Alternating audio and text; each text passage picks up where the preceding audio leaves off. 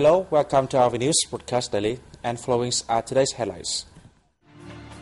The government's new decree is expected to create a really sound space for internet users in Vietnam.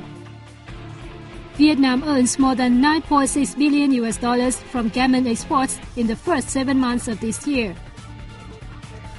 An exhibition featuring the quintessence of Vietnamese Buddhist antiques got underway in the central city of Da Nang.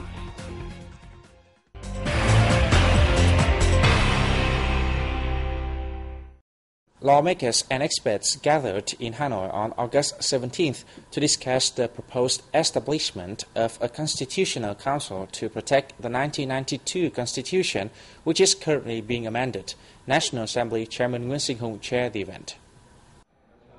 Delegates at the workshop discussed whether it is necessary to set up a council to protect the Constitution and ensure that it is implemented in the correct manner. They also considered the theoretical and practical foundations for the establishment of the Council as well as its functions. It was agreed that if the Council is formed, it will work independently with other state agencies such as the National Assembly and its bodies, the government, and the People's Court. Addressing the event, Chairman Hung said the forthcoming amendments to the 1992 Constitution must be institutionalize the party's guidelines along with the will and expectations of the people in building and perfecting the constitutional protection mechanism. He added this institution must be in place to protect the Constitution and ensure that human and civil rights are defended. The government's new decree on the management, supply and use of Internet services and online information will take effect on September 1st. It is expected to create a really sound space for Internet users in Vietnam. Over the past decade, Vietnam has recorded the third highest Internet growth rate in Southeast Asia. The Ministry of Information and Communications reports that the country has nearly 5 million broadband internet subscribers and 3.3 million 3G service subscribers. By late last year, Vietnam had over 31.3 million internet users, almost 36% of the population. These figures are visible proof of internet freedom in Vietnam. In the context of the internet development boom, like other countries in the world, Vietnam has to manage, supply and use the internet and online information. It must be in line with national morality, culture, security and laws. Decree No. 72, issued on July 15th, is a valid legal tool for avoiding harmful side effects of the internet on society. It also aims to protect the intellectual property rights and copyright of press agencies.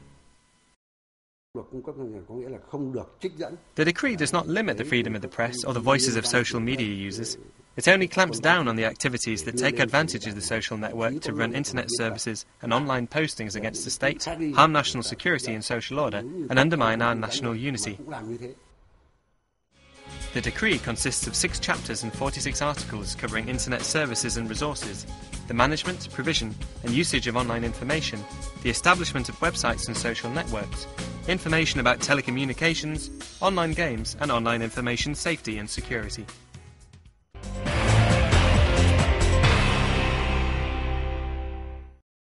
A ceremony was held in the central province of Quảng Nam on August 17th to mark the 10th anniversary of the Chu Lai Economic Zone. Deputy Prime Minister Nguyen Xuân Phúc attended the event. After a decade of operation, the Chu Lai Economic Zone has granted permission for 98 projects with a total registered investment of over $1.5 billion, including 21 bank loans by foreign investors. So far, 62 of these have become operational, worth $783 million in total. Developments in the zone have created jobs for nearly 50,000 direct and indirect workers in the locality. Chu Lai has been chosen as one of the 5 economic zones to be prioritized in the 2013-2015 period. Speaking at the ceremony, Deputy Prime Minister Phúc has urged Quảng Nam Province to work harder to make Chu Lai a major economic zone and thus attract more national and international investment projects. During the ceremony, the zone was presented with the Labor Order 3rd Class for its contributions to the national economy.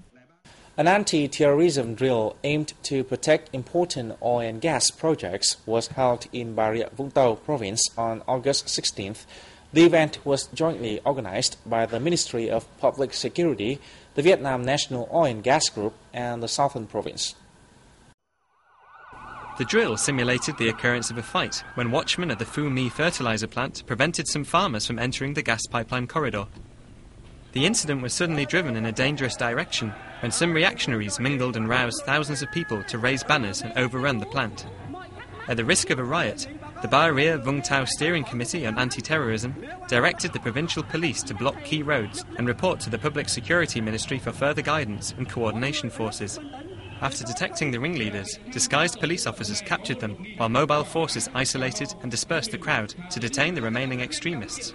The drill then simulated the appearance of 10 armed terrorists, who killed some watchmen and held the plant employees hostage.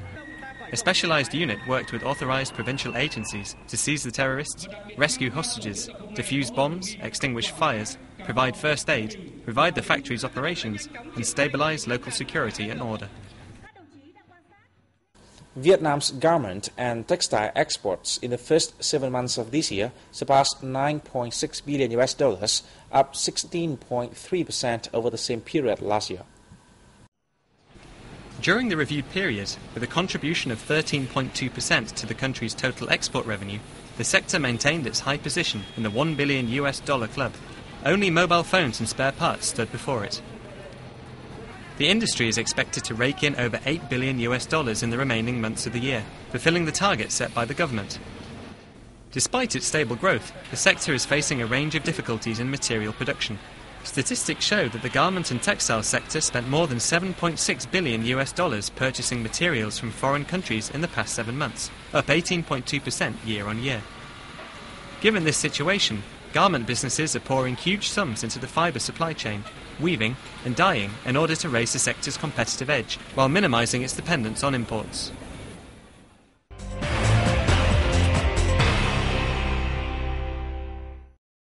Towards National Sea and Islands is the theme of a special art program held in Ho Chi Minh City on August 16th. Many artists inspired by life on Trường Sa archipelago in the central province of Khánh Hòa joined the event. The program offered a chance for people living in the city to discover more about the lives of soldiers based in Trường Sa archipelago to protect the country's sea and island sovereignty. During the event, about 25 billion Vietnamese dong was raised by both domestic and foreign sponsors. The money will be spent on buying rescue motorboats and water filters, as well as building tanks containing fresh water for islands and platforms. The Vietnam Fatherland Front Committee in Ho Chi Minh City also marked the occasion by launching a widespread campaign to raise funds for Trường Sa. A thematic exhibition featuring the quintessence of Vietnamese Buddhist antiques got underway in the central city of Da Nang on August 16.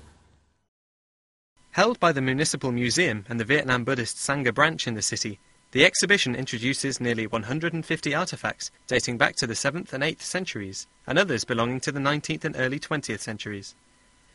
They include paintings, statues, Buddhist woodblocks, worshipping wares and musical instruments. The exhibits, which hold historical, scientific and aesthetic value, are from private collectors and pagodas in the city. The one-month exhibition is the first of its kind held in Da Nang City. It aims to show visitors the specific characteristics and values of the Vietnamese Buddhist cultural heritage, thus contributing to preserving, honouring and promoting national culture. And that is the end of our news today. Thanks for watching and see you next time.